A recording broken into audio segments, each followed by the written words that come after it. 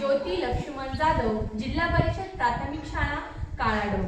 माझी शाळा ही एक आदिवासी शाळा असून माझ्या शाळेतील मुलं ही पावरा समाजाची मुलं आहेत। माझा एक अनुभव असा आला की एक वेळा मी जयंतीसाठी की फुलं घेऊन याल का, आपल्या इथे फुलं मिळतील का असा प्रश्न केल्यानंतर मुलांनी गुलाबाची फुलं मिळतील असं सांगून मला कण्हेरीची फुलं दाखवली किंवा घेऊन आले।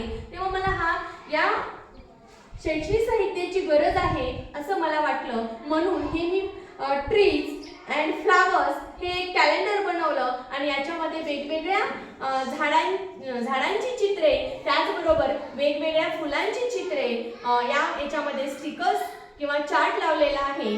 तर यामधून मुलांना फळांची, फुलांची, त्यानंतर झाडांची माहिती द्यायची आहे। तर जे पहिलं जे चित्र आहे ते आहे ट्रीज, कोणकोणते झाडं आहेत की जे मुलांना याच्यापैकी माहिती नाहीये याची माहिती या चार्टद्वारे दिली जाईल। जसं की पीपल, याला आपण पिंपळाचं झाड सुद्धा म्हणतो। त्यानंतर हे आहे ग्वावा इंग्रजीमध्ये, आणि अमृत याला आपण पेरूचं झाड आहे। अशा पद्धतीने आपण वेगवेगळ्या फळांच्या किंवा इतर झाडांची माहिती या चार्टवरून देऊ शकतो। यानंतरचं जे चार्ट आहे ते म्हणजे फ्लावर्स, फुलांचं चार्ट, ज्याची मला गरज वाटली खूप। हे असं चार्ट ज्याच्यामध्ये मुलांनी गुलाबाचं फूल म्हणून मला कण्हेरीचं फूल दाखवलं, तेव्हा मी त्यांना प्रत्यक्ष गुलाबाचं फूलही आणून दाखवलं आणि इथे सुद्धा त्यांना मी गुलाबाचं फूल